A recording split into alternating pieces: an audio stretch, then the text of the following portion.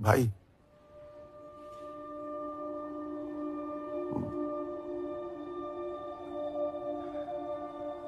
नाम क्या है आपका? अब्दुल मालिक।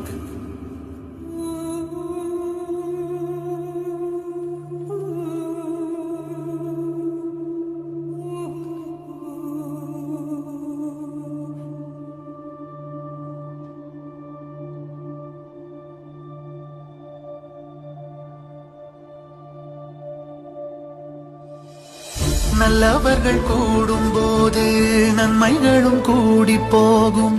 அன்புடைய தோட்டமாகும் எல்லா ஊருமே.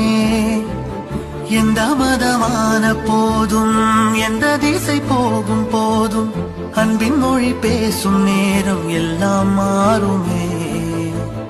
துன்பமோ